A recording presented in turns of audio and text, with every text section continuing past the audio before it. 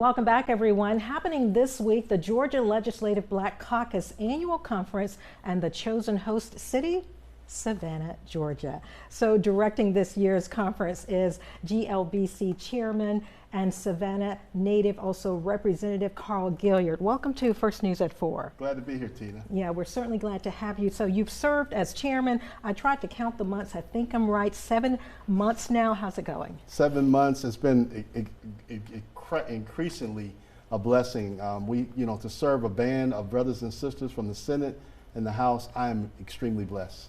Let's focus a little bit now on this big conference that's happening right here in Savannah starting on Friday. And I want to talk about some of those necessary conversations that you will be having and those seminars and workshops. And one of those would be healthcare access. That is huge, of course. What are the chances of providing more healthcare access for people? Well, it should be healthcare for all. People have got to be able to get access to healthcare in the rural areas, and some people can't afford to be sick. So we're going to be talking about the narrative of how do we expand healthcare across the state of Georgia. How do we get the information, especially in the time of no broadband for a lot of different areas, and how do we prevent other hospitals and other things from closing because people need the help. This is certainly a critical time. You mentioned hospitals closing and the shortage. We've been talking for years about a shortage of nurses, a shortage of doctors, and where do you see this being fixed, or shall I say, when? It's in the power of the pen. It's when we agree to disagree that we know that we got to have health care for all, that regardless of color or gender, people across the state of Georgia are in a health crisis. Some people can't afford the credit card that they might be maxed out, or they might not have the funds to have health care, but we should have health care for all. So we're going to be talking to the professionals. We do have one of our great, from Ms. Pat from St. Joseph Candler, who will be joining us for that narrative, and some other professionals. Okay. Representative Gilliard, also, I know that education is, of course, a big issue as well coming up at the conference, protecting access to the ballot. How optimistic are you?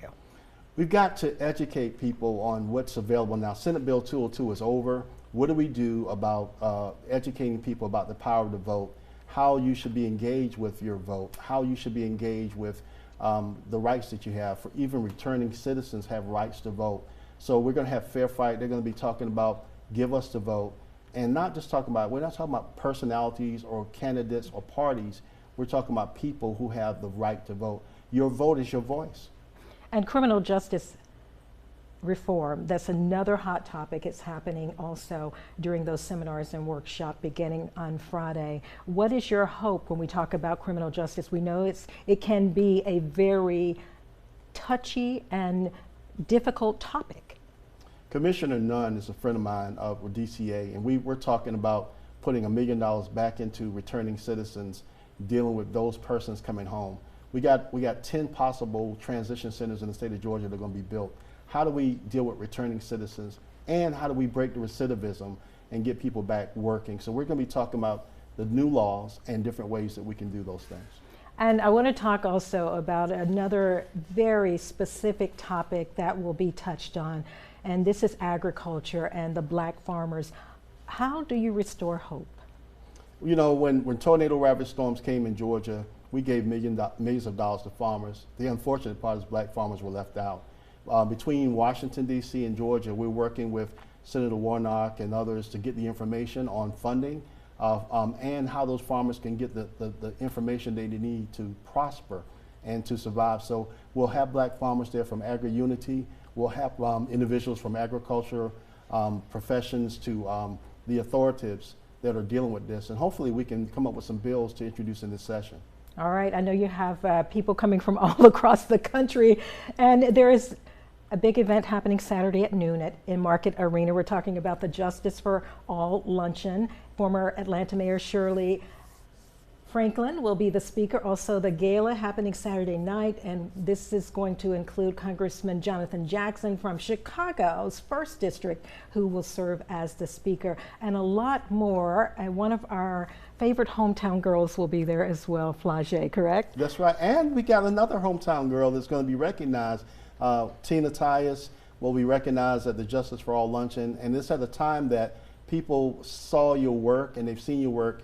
You've got people from all over the state and nation that recognize that. So we're going to pay homage to you and several of the ladies that are across the state, Nancy Flakes Johnson from Urban League, Yvonne Robinson from AFL-CIO, and so many others. All right, well, I certainly appreciate the fact that you are honoring me. I'm delighted and I'm certainly grateful. Let me give you a little bit information about the tickets if you'd like to attend the events coming up for the Legislative Black Caucus here in Georgia. All you have to do is go to wsab.com/GLBC. Representative Carl Gilliard, the head of this big conference, the chairman of the GLBC, I want to thank you again for coming on to First News at 4 and enlightening us about the week ahead. Thank you, Tina. We're thankful to be here. Yeah, thank you.